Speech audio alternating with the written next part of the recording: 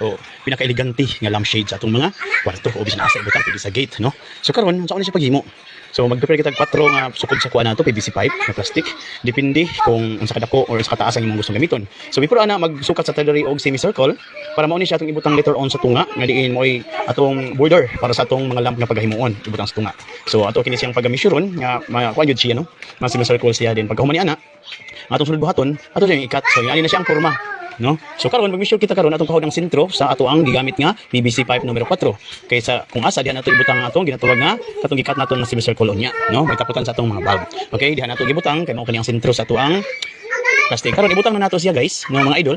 Katong atong gikuan kani nga semicircle nya atong butangan siya og kapitlan siya nato glue para mapilit gid siya. Okay? So para mahimong kuan, concrete kay ang pagkahimo, no? Ato siyang pitlan og maayo, no? Para magahi gid siya di siya matanggal. So inani na yang porma karon. So paghuman ni ana ato na pong pang-measureon ang kalagyo sa ato ang pikas, no? Ato man ni siyang pag-grinderon, no? Kanang atong gipang-measurean diha mga lodi, nga idol, muna siya atong pang buhuan, no? Ato siyang ikat gamit ang ato ang cutter. Okay? So kana siya muna kung gusto ang kalagyo kay mo nay ko nato importante kay na para mo gawas diha ang mga siga sa atong mahimong lampshade niya. Okay? So nag-decide ko ngayon ani ra kataas, magdiharataman, no? Diharataman ako na pong pagmarkahan ang akong part nga akong i-cut later on. Okay? So diharataman na ko tulo ka cutting no diri nga part. So paghuman ni ana, so tan-aw nato kung okay na. So ato na bud siyang tan-awon, measure nato kung 100 asa ra dapat taman ang tabas. No, kailangan mo pugayo nga dili balance. So lain tan-awon.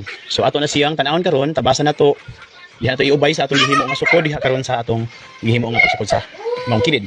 Ang muna na, next step will be ato siyang hiwaon na, no? Naman kay marking na daan, so ato siyang paghiwaon sa manini. Ingat lang tayo sa ato ang grinder. Basig mukha ano, mulupad, no? Oh, labi nagwalay akong gigamit wala gini kuan, walay cover, okay? So yun ana na dimudo ang atong porma sa atong gitabas, okay? Paghuman ana, so mo na siyang porma mga lodi. Yun ana na siya. So naa na siya ay mga gisi-gisi. Ato siyang hinisan para nindot po siya tanahon, no? Gamitan nato papel diliha.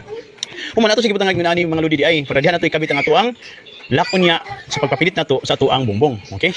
So ato siyang i-drill diha dapita, bangagan nato diha, og atong butangan din later on og gitawag nato nga kuan. Diha nato ibutang atong nang ikuan siya pilit siya din ha gamit ang atong mga bolt, no?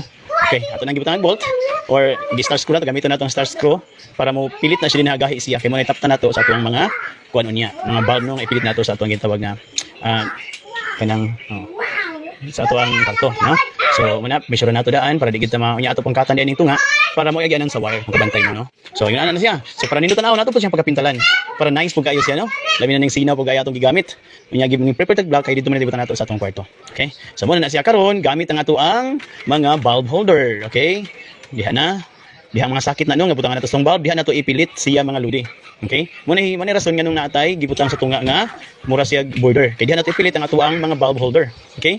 So, by the way, pilig bulb, pwede ra mo magpili kung sa gusto niyo nga color sa gabi. So, duha man atong gibutang ludi para duha color or kamo na bahala kung sa gusto niyo itabos yung mga color. Kaya atong gibarina para mo kuan gyud din gibolt din nato ang mga bulb holder para mo pilit gid siya. Okay? So, sa choosing sa atong mga ginatawag nato nga bulb ay kita na bahala no sa color na gusto nato. Okay?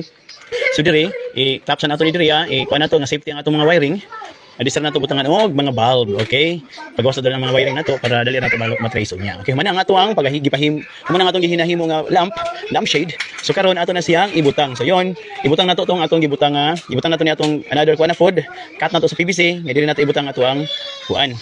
Dili nato ipilit ang ato ang mga gihimo nga lampshade. Yon, isumpay nako mga lodi ang wiring, no? Para sa inyo na gyud siya kuryente pag if ever ato na siyang yon. So gituyo din nato nang gibutan nato diha gipilit nato sa ato ang kuan, bungbong, kaya nato later on ipilit ang atong lamp. O yun, okay, human na gitaguan nato ang wire and gibolt dayon nato siya sa kilid kinaan man siya bangagaan ganina sa atong paghimo. Minana lang siya ka simple. Okay, bolt nato para gahi siya dili siya kuan lang hangin dili maibot. Og let's try to figure out unsay gama. Yun ana na siya lodi. Di ba nice kayo? Depende sa color lang nga imuhang kuanon pagagamiton. Yun, nice kayo na kay elegant nga lampshade sa imuhang room dayon. Okay? Mora to og thank you and see you in the next another video.